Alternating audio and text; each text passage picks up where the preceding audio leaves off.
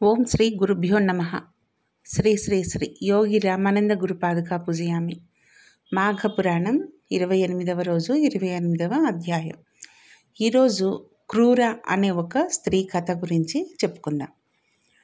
కృష్ణమద మహర్షి జహ్నుమునితో ఇట్లన్నాడు: మాఘమాసమున నదీ ప్రవాహం స్నానం చేసి శ్రీహరిని పూజించి మాఘవ్రతం ఆచరించిన వాని పుణ్యభాగ్యమును వినుము.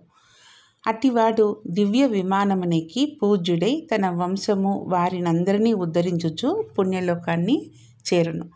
ఈ విషయాన్ని తెలిపే మరి ఒక కథను చెప్తాను వినుము అని పూర్వము ద్వాపరయుగమున విదేహ దేశమున క్రూర అను పేరుగల శూద్ర స్త్రీ ఉండేది. ఆమె ఒక రైతు భార్య, మిక్కిలి కోపం కలది. ఆ దంపతులకు జ్ఞాని అనే ఒక పుత్రుడు ఉండేవాడు.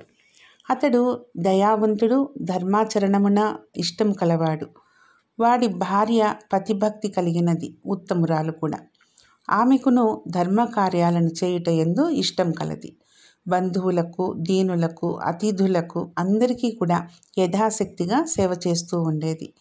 అత్తమామలకు ఎప్పుడునూ సేవ చేస్తూ ఉండేది. క్రూర కోడలిని ఏ దోషం లేకపోయినా నిందిస్తూ ఉండేదన్నమాట. అప్పుడప్పుడు ఆమె భర్త కూడా కోడలిని హింసిస్తూ ఉండేవాడు. పాపము ఆ కోడలు ఇది పూర్వజన్మ కర్మఫలమని సర్ది చెప్పుకుంటూ అత్తమామలు పెట్టే హింసలను భరిస్తూ ఓర్పుతో వినయ విధేయతలతో వారికి యథాశక్తిగా సేవలు చేస్తూ ఉండేది. ఒకనాడు ఇట్టి హింసను పొంది దుఃఖించుచున్నటువంటి భార్యను చూచి క్రూర పుత్రుడు తన తల్లితో ఇట్లన్నాడు: నాయనా, అమ్మ, నా మాట వినండి. నా మాట కీర్తిని కలిగించున్నది, ధర్మమును సాధించున్నది. మీకు కోడలిపై కోపమెందులకు? కలహానికి గల కారణమేమి? మీ శరీరములకును బాధను కలిగించు ఈ కోపంతో మీకేం ప్రయోజనం? సర్వ సంపదలను నశింపచేయనటువంటి కలహం ఎందులకు? నేను కానీ నా భార్య కానీ మీకేమైనా అపకారం చేశామా? మీ ఈ కోపానికి కారణమేమి? నాకైతే కనిపించటలేదు. పెరిగిన కోపముచే ఆయువు, ధనము, కీర్తి, సుఖము, గౌరవము, జ్ఞానము ఇవన్నీ కూడా నశిస్తాయి కదా. సర్వజ్ఞులైన పెద్దలైన మీరు కోపాన్ని మాని మా యందు దయను చూపి సర్వజన సమ్మతమైన ఓర్పును వహించండి అని చెప్పాడు. పుత్రుని మాటలను విన్న క్రూర భర్తతో పాటు మిక్కిలి కోపంతో ఈ విధంగా అనింది: మూర్ఖుడా, పొమ్ము, నీవెంత, నీ భార్య ఎంత? తల్లిదండ్రులకు ఇట్లు నీతి బోధను చేయు నిన్ను, నీ భార్యను ఏం చేసినా తప్పులేదు, మేమేం చేసినా తప్పులేదు అని పలికి కొడుకును కోడలని మరలా మాటి మాటికి పలుమార్లు నిష్కారణంగా కొట్టింది. ఇట్లు దెబ్బలు తినుచున్న పుత్రుడు రోషంను చెందాడు, కానీ సహజమైన శాంతాన్ని కూడా పొందాడు. అయ్యో, తల్లిదండ్రులను ద్వేషించుట ఎంత తప్పు! అట్టివారు శాశ్వతంగా నరకాన్ని పొందుతారు కదా. తల్లిదండ్రులకు సమానమైన దైవము వేరొకటి లేదు కదా. స్త్రీకి కూడా భర్తను మించిన దైవం లేదు కదా. విష్ణువుతో సమానమైన దైవము, గంగతో సమానయగు తీర్థము లేవు కదా అని తలచాడు. భార్యను తగు మాటలతో ఊరడించాడు, ఓర్పుగా ఉండమని సమాధానపరిచాడు. కోపిష్టియగు క్రూర కోడలిని కొట్టి ఒక గదిలో నుంచి తలుపులను మూసివేసింది. ఆమెకు కుమారుడి అకృత్యమును చూచి తల్లినేమి అనలేక, పితృభక్తి వలన ఏమీ చేయలేక మౌనంగా బాధపడుచు పూర్వము వలె తల్లిదండ్రులకు సేవ చేస్తూ ఉన్నాడు. కోడలు ఆ గదిలో 7 రోజులు అన్నము నీరు లేక ఆ విధంగా నిర్బంధంలోనే ఉండింది. ఇరుగు పొరుగు వారు, బంధువులు, మిత్రులు ఈ పని చేయకూడదని చెప్పినా కూడా క్రూర వారి మాటలు వినిపించుకోలేదు. కోడలిని అట్లే నిర్బంధించి పీడించింది. 7వ దినమున కోడలు అన్నము నీరు లేక ఉండటం వల్ల దుఃఖించి కృషించి ఆమె మరణించింది. 12వ రోజున క్రూర కుమారుడు భార్యను చూడవలనని తల్లికి తెలియకుండా తలుపు తెచ్చి చూచాడు. మరణించిన భార్యను చూచి సంతాపం పొంది నిశ్చేష్టుడై ఉండిపోయాడు.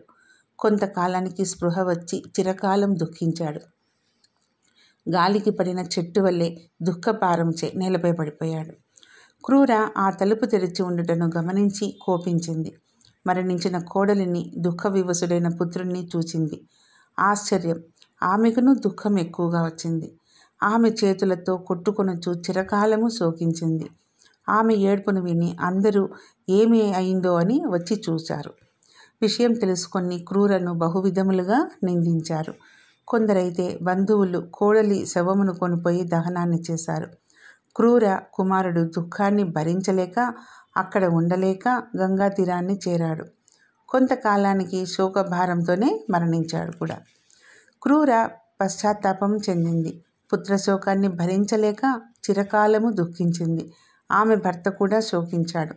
వారు అధికంగా శోకించుటను చూచి జనులందరూ విచారించారు. కానీ సమయమున విచారించేమి లాభము?